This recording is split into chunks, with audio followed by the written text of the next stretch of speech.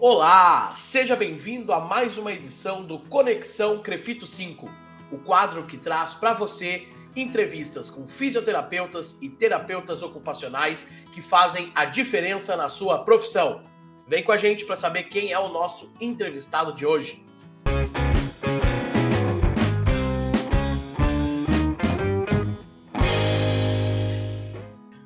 E hoje o Conexão Crefito 5 recebe duas fisioterapeutas que têm um estudo muito bacana para compartilhar com vocês. Olha só, eu recebo aqui a Graciele Sbruzzi, fisioterapeuta com mestrado e doutorado em Ciências da Saúde pela Fundação Universitária de Cardiologia. Ela é professora do curso de Fisioterapia e de pós-graduação em Ciências do Movimento Humano da URGS, a Universidade Federal do Rio Grande do Sul. Graciele, seja muito bem-vinda. Obrigada. E eu recebo também Débora Schmidt, fisioterapeuta com mestrado em Medicina e doutorado em Ciências do Movimento Humano pela URGS. Especialista em terapia intensivo adulto e fisioterapia respiratória e também é fisioterapeuta da CTI do Hospital de Clínicas de Porto Alegre. Débora, seja muito bem-vinda. Bom dia, obrigada. Então, hoje a gente vai conversar sobre o estudo chamado A Fraqueza Muscular Adquirida na Unidade de Terapia Intensiva.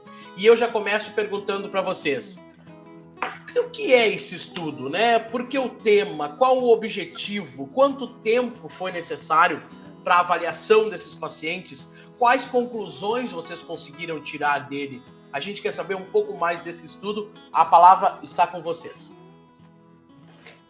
Acho que eu vou começando a introduzir, aí eu passo para a Débora falar um pouquinho do estudo. Então, em março de 2020, né, nós iniciamos os primeiros casos, né, de Covid aqui no Rio Grande do Sul, e o Hospital de Clínicas de Porto Alegre, ele tornou-se um hospital referência, né, para o atendimento dos pacientes Covid, com Covid. E junto a isso, eu sou professora, né, de programa de pós-graduação, e a Débora era minha aluna de doutorado na época. E estávamos aprendendo ainda com a pandemia, né, essa doença nova, né, todas as implicações, mas junto, como pesquisadora, docente, nós tínhamos a ideia de pesquisar também o que acontecia com esses pacientes internados na UTI. A Débora, como eu falei, era minha aluna de doutorado, ela tinha um outro projeto envolvido no doutorado dela, e um pouco antes do início da pandemia, a Débora já tinha sido deslocada, né, para a CTI, estava atuando dentro da CTI. E aí veio, né, ela trouxe essa ideia junto com o Dr. Friedman, que também é coautor do artigo, de a gente pesquisar o que acontecia, né, com esses pacientes internados na UTI, já que era tudo muito novo e nós tínhamos, na época, pouquíssimas ainda publicações sobre isso. E aí, então, nós delineamos um estudo, né? Esse é um estudo de coorte, ele é um estudo observacional, em que a gente fez um acompanhamento desses pacientes, principalmente para avaliar a incidência da fraqueza muscular adquirida na UTI, né? Nesses pacientes com Covid, e acompanhar essa questão da força muscular, tanto durante a internação na UTI, quanto após a alta da UTI, durante a internação desse paciente nas enfermarias. E também temos um outro estudo, um outro artigo, que é a continuação, que a gente acompanhou esses pacientes até 3, 6 meses após a alta hospitalar para ver o que acontecia, né? E junto com a questão da força muscular, a gente avaliava também a questão de mobilidade e funcionalidade desses pacientes. Então, a nossa motivação principal para iniciar esse trabalho foi que quando os casos de pacientes com Covid grave foram surgindo, nós vimos que esses pacientes acabavam ficando muito tempo entubados, sedados, necessitando de medicações de bloqueio neuromuscular, né, que inibiam totalmente a atividade muscular desse paciente. E desde já a nossa preocupação foi em como seria o estado funcional desse paciente ainda dentro do hospital e após a alta também, né? Como esse indivíduo retornaria para a sua vida fora do hospital.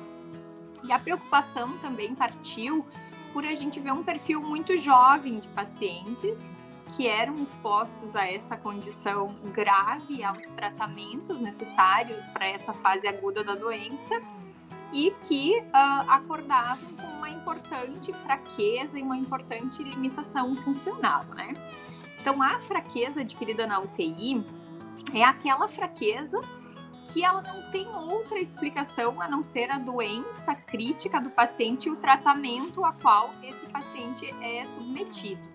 Então, é o paciente que antes tinha uma condição funcional normal, uma força muscular normal e que interna na UTI e, ao longo dessa internação, desenvolve uma fraqueza muscular que é clinicamente significativa. Então, para isso, a gente usa uma avaliação de força muscular, que avalia a força dos braços e das pernas. Então, são 12 grupos musculares que nós avaliamos.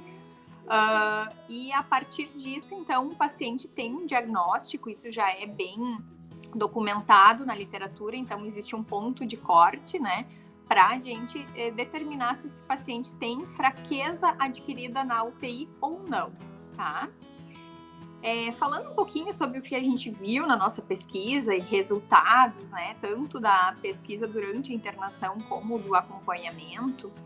Então, nós avaliamos 75 pacientes e a nossa amostra, ela foi composta basicamente de pacientes jovens, né? Então, a média de idade dos nossos pacientes era 51 anos e a maioria homens. Então, pacientes em idade laboral, pacientes que tinham uma vida ativa, que eram produtivos, né? No trabalho, na sociedade, enfim, muitos líderes, pais de família, né?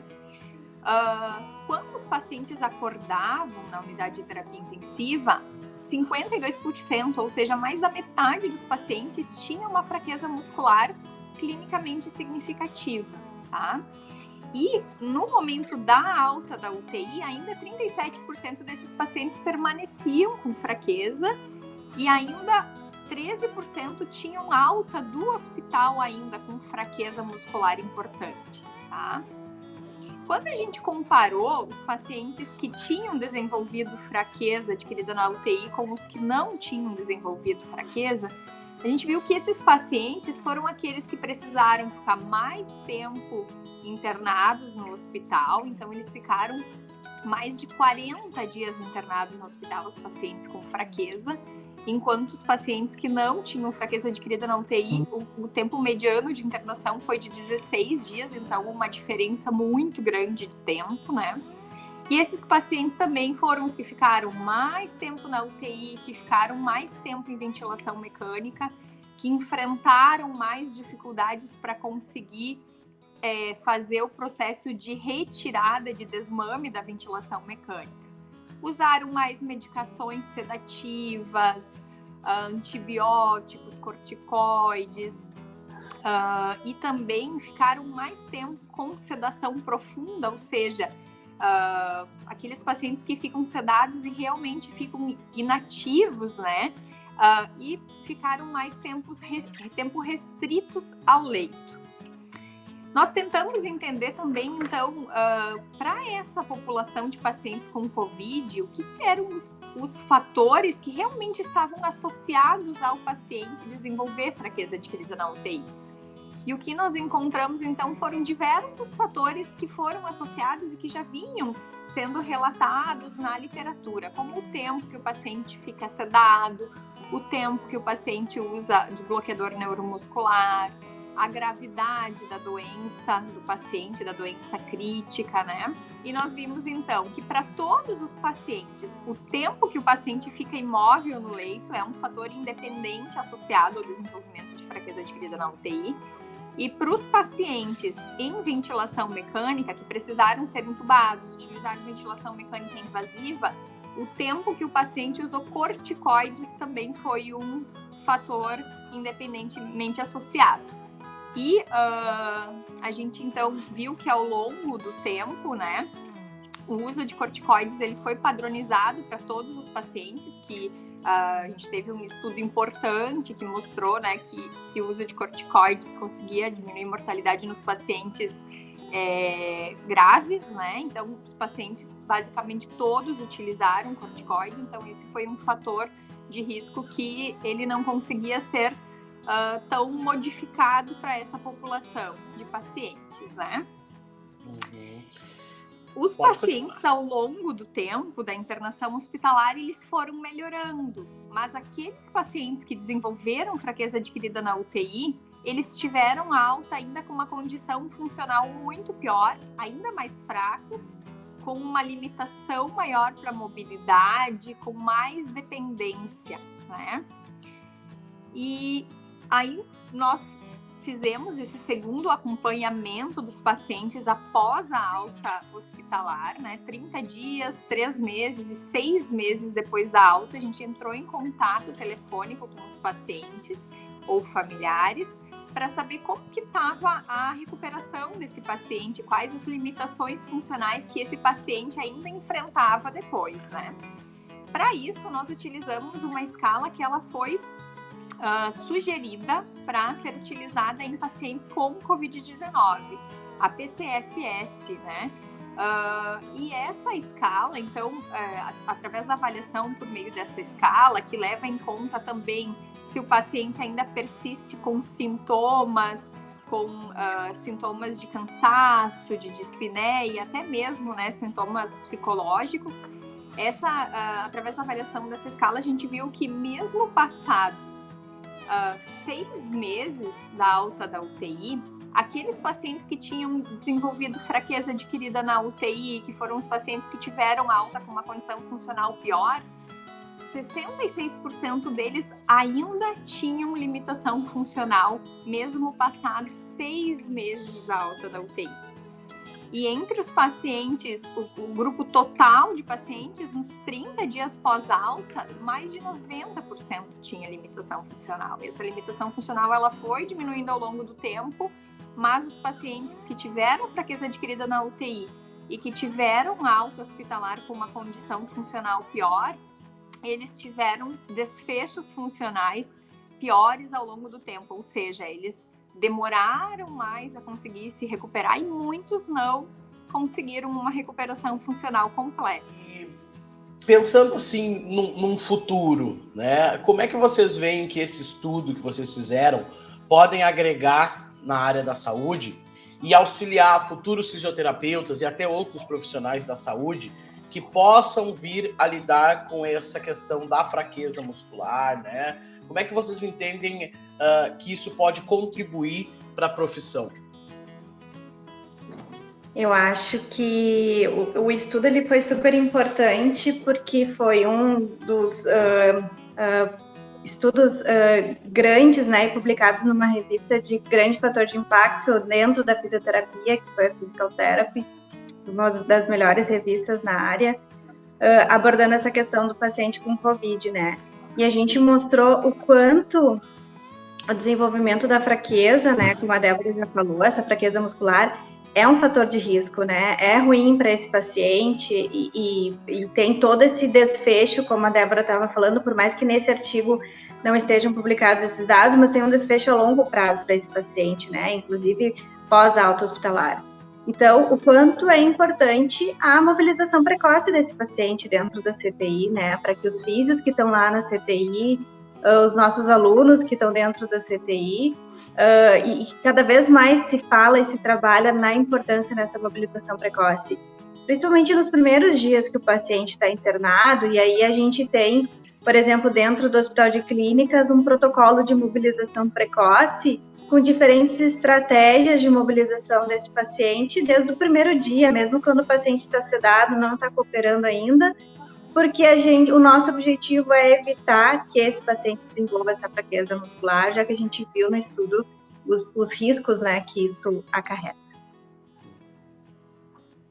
Com certeza, acho que o principal impacto, o principal legado assim, desse estudo é que o melhor caminho é a gente prevenir a fraqueza muscular adquirida na UTI. E uma das estratégias que a literatura tem sugerido com maior força para a prevenção da fraqueza adquirida na UTI é manter os pacientes mais despertos na UTI e mobilizá-los de forma muito precoce. Então, o mais cedo possível, reabilitar esse paciente, mobilizar, deixar o paciente mais forte, mais ativo, para que ele possa sair mais rápido da UTI e com uma condição funcional melhor. E a gente viu no nosso estudo, e isso também já outros estudos trazem, que quanto melhor a condição funcional desse paciente na alta, quanto maior a força desse paciente, melhor vai ser a evolução e os desfechos dele a longo prazo. Bom, a gente está falando de um estudo que foi realizado, como a doutora Débora falou, no início de uma pandemia gigante de Covid-19, que ainda nem acabou, mas né, já deu uma tranquilizada, digamos assim. Diante do cenário que vocês conviviam à época e até sem muito conteúdo, sem muito conhecimento de tudo que era novo que vinha acontecendo, qual foi o principal desafio que vocês tiveram para elaborar esse estudo? Acho que a Débora pode falar muito melhor, né? Porque a Débora, além de... a gente teve... Eu vou falar da estruturação do projeto, né? A gente teve... Como eu falei, no início tinham poucas evidências. Uma coisa que ponderava muito era a parte de construir o projeto em si, como nós estávamos numa instituição referência e que é uma instituição baseada no tripé assistência, ensino e pesquisa, então tem a parte da pesquisa muito forte. A parte de desenvolver o projeto tinha que ser rápido, né? Então nós desenvolvemos o projeto de uma forma muito rápida. Graças à estrutura da nossa instituição, nós tivemos aprovação no Comitê de Ética muito rápido também, né? No Comitê de Ética e Pesquisa. Mas acho que o maior desafio a Débora pode falar, porque além de pesquisadora, autora principal do artigo, doutoranda, a Débora também estava na assistência, é fisioterapeuta da CTI. Então, era esse início, era muito medo ainda, coisa nova, e como que a gente vai avaliar, e vamos usar filtros, e nós tínhamos testes com manovacúmetro, com espirômetro, e como são os filtros, que filtros utilizar, todo esse cuidado, esse medo que a gente tinha junto com a fase inicial da pandemia, né? Então, vou passar para a Débora contar aí um pouquinho da experiência. Os principais desafios que nós enfrentamos, com certeza, inicialmente foi o medo, né, do novo, assim, de expor alguém a avaliar pacientes que estavam, né, então, contaminados por um vírus que a gente ainda não conhecia muito bem, né. Desde o início da gente ter o consentimento das famílias, então as famílias elas não faziam visita presencial, então a gente tinha que abordar por telefone os familiares que já estavam num momento super estressante, incerto, explicar que esse paciente ia participar de uma pesquisa, obter autorização desse familiar no primeiro momento. Essa também foi uma primeira barreira que a gente teve que quebrar, né, que vencer. A contaminação dos pesquisadores, eu fiquei afastada um longo período durante a coleta de dados, né? E a gente teve que se reorganizar, pensar em estratégias novas, né? A avaliação pós-alta também foi um desafio, porque era totalmente por contato telefônico, né? Os pacientes, as famílias, eles vão atender o telefone, eles vão responder depois, né? E isso até foi uma surpresa bem positiva, assim, que a gente teve uma adesão bem grande dos pacientes às abordagens por telefone pós-alta, né? E isso acho que a pandemia até ajudou, porque os familiares já eram acostumados a receber as notícias por telefone, a fazer videochamada para ver os pacientes durante a internação. Então, eles aceitaram muito bem esse contato, essa abordagem para fazer o acompanhamento dos pacientes pós-alta da UTI. Acredito que essas dificuldades tenham sido assim as principais, e até algumas estratégias que a gente tinha traçado. Então a gente queria fazer teste de caminhada de 6 minutos, que tinha que ser feito num corredor maior. Na maioria dos pacientes a gente não podia fazer porque eles ainda estavam em isolamento respiratório. Então a gente cortou isso da pesquisa no início, né? Eles ainda ficavam mais tempo isolados naquela época. Então, algumas coisas a gente teve que readequar para que o trabalho conseguisse ser executado. O Crefito 5 recebeu hoje no seu quadro Conexão as fisioterapeutas Graciele Sbruzzi e Débora Schmidt, autoras do estudo que fala sobre fraqueza muscular em pacientes da terapia intensiva. Doutoras, eu só tenho a agradecer a presença de vocês, parabenizar por esse estudo e desejar que novos estudos aconteçam para que possam auxiliar aí a fisioterapia e toda a área da saúde aqui do estado. Muito obrigado pela presença de vocês.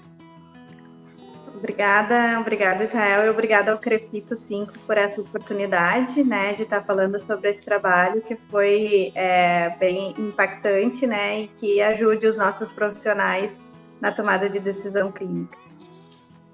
Obrigada, Israel. Obrigada pela oportunidade em tornar, divulgar ainda mais os resultados dessa pesquisa. Agradecemos muito essa oportunidade. E por hoje é isso. A gente agradece a participação de todos que estiveram conosco neste Conexão Crefito 5. Fica ligado, acesse o nosso canal no YouTube e as nossas redes sociais para saber tudo o que está rolando no Crefito 5, na fisioterapia e na terapia ocupacional gaúcha. Até mais!